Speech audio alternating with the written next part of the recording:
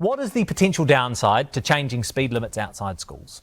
Well, what we want to have is the ability for people to get where they need to go quickly and safely. Not the answer. One of the key areas, though, that we need to ensure that there is safety is for young children arriving or being picked up at schools.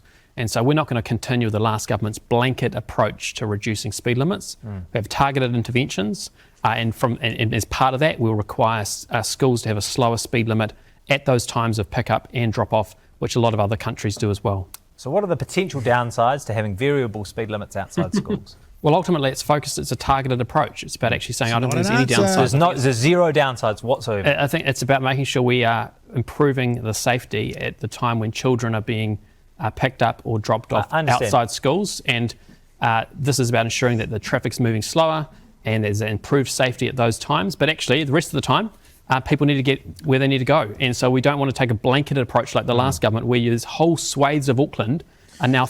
kind of like that blanketed approach when it comes, to free childcare for children. You know, that blanketed approach that Labor did where everyone got 20 hours free and that was easy and you could make it to all the people and it didn't take a lot, versus this new one they're trying to do that's basically going to take 3 wishes, some kind of sword being pulled out of the stone and holding your tongue a certain way to actually get back what the government's promising you.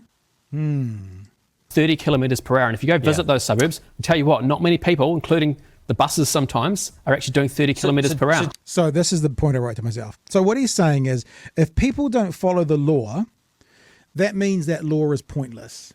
I'd love to have a conversation to him about cannabis and marijuana reform then. Underage drinking then.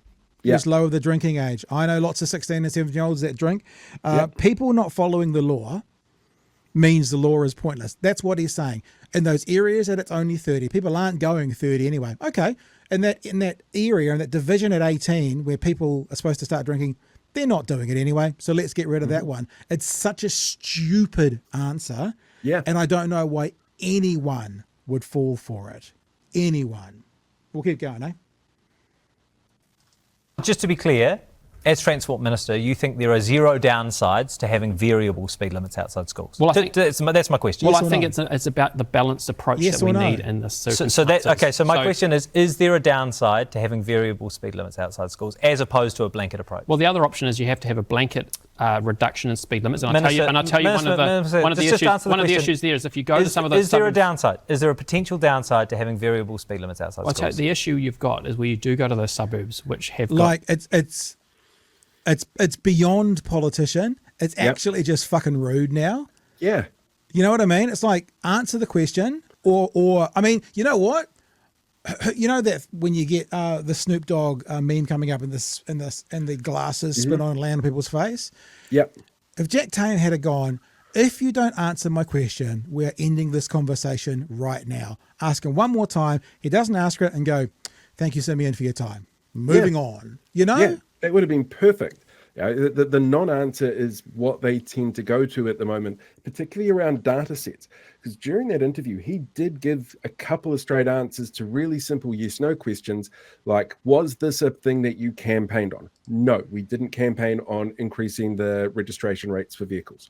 But when it came to information around data and information around what they'd been told was going to work or not work or costings, he just blustered and wouldn't shut up.